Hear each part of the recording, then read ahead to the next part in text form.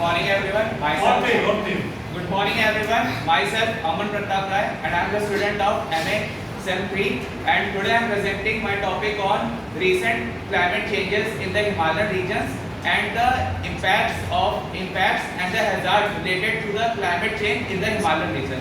So first of all हम लोग हिमालय के बारे में जान लेते हैं कि हिमालय की width almost from the west to east 2500 kilometre के आसपास है, जिसका स्पैन ऑलमोस्ट 9 कंट्रीज में है, जहाँ से अफगानिस्तान से लेकर म्यांमार तक इसका एक्सटेंड होता है और चाइना और इंडिया में भी पार्ट है। तो रिसेंट टाइम में अगर स्टडीज के पॉइंट्स ऑफ व्यू से देखें तो हिमालयन रीजन्स में क्लाइमेट चेंज बहुत तेजी से हुआ है और हिमालय रीजन में जो सरफेस टेम्परेचर है, जो आइस का सरफेस टेम्परेचर है, वो बहुत तेजी से राइज किया है। 2000 से लेके 2009 के टाइम के बीच में हिमालय का जो सरफेस का टेम्परेचर था वो -11.7 डिग्री सेल्सियस के पास था, बट 2020 से लेके 2023 के बीच में उसका सरफेस टेम्परेचर 4 डिग्री सेल्सियस तक बढ़ चुका है, जो करंट सिचुएशन पे -7.3 या 4 डिग्री सेल्सियस के पास है। तो इसके पीछे का हम लोग रीजन देखते हैं कि हिमालय रीजन में इतने क्लाइमेट चेंजेस क्यों हो रहे हैं। तो अगर हम लोग कोरोना के पीरियड 2020 उसके बाद से देखें, जहाँ पे इकोनॉमिक एक्टिविटीज़ बहुत तेज हुई हैं, फैक्ट्रीज वगैरह में बहुत तेज़ से काम हुआ है, तो वहाँ पे कार्बन का एमिशन बहुत ज़्यादा हुआ है। तो जब कार्बन का एमिशन होता है उसमें कार्बन जो CO2 या फिर कार्बन होता है उसमें कार्बन के पार्टिकल्स होते हैं, इसको हम लोग कार्बन शूट भी कहते हैं। तो उसका विंड के मूवमेंट की वजह से उसका डिपोजिशन हिमालय रीजन में बहुत ज़्यादा हुआ है। ऐसा स्टडी है डाउन टू अर्थ जो है उसने स्टडी की थी, उस डाउन टू अर्थ की स्टडी जो उन्होंने की थी उसमें हम लोगों ने पाया कि हिमालय रीजन में पिछले 4 से 5 सालों में कार्बन का सूट का बहुत ज़्यादा डिपोजिशन हुआ है, जिसकी वजह से डाउन टू अर्थ रीजन में टेम्परेचर क्यों बढ़ रहा है। अब उसके पीछे हम लोग देखते हैं कि हिमालय में इन सब डिपोजिशन की वजह से हिमालय में क्या क्या चेंजेस हुए हैं। तो फर्स्ट ऑफ में देखते हैं हम लोग एक्सेलरेटेड वार्मिंग है, मतलब हिमालय रीजन्स में बहुत ही तेज से टेम्परेचर बढ़ा है, जो कि मैंने आप लोगों को बताया -11.7 डिग्री से लेकर 7.3 डिग्री सेल्सियस तक आया है।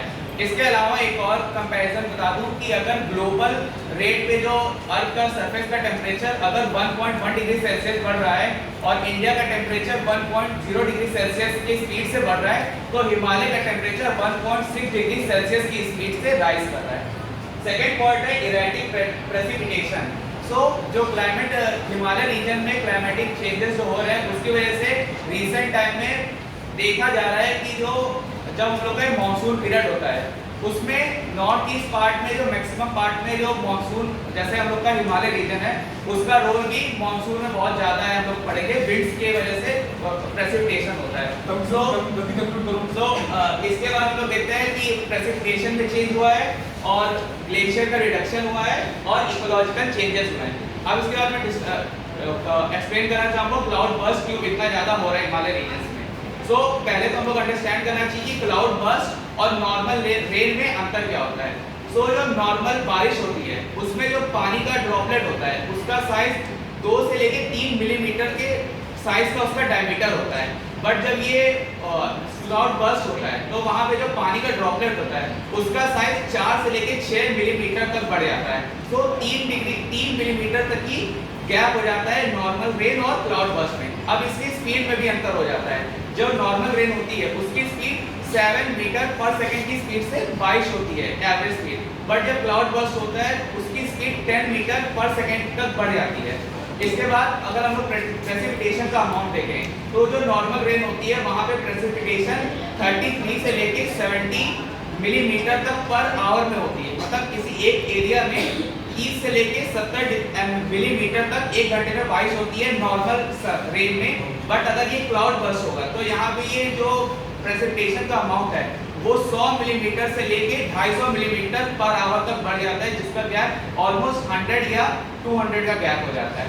सो क्लाउड बर्स्ट अगर हम लोग देखें रिसेंट टाइम में इसका मैक्सिमम जो रीजन है वो या तो हिमाचल प्रदेश है, या तो उत्तराखंड है, या तो पंजाब के रीजन है, या तो जम्मू कश्मीर, जो कि हमारा लोअर रीजन पड़ जाते हैं ये हिमालय के।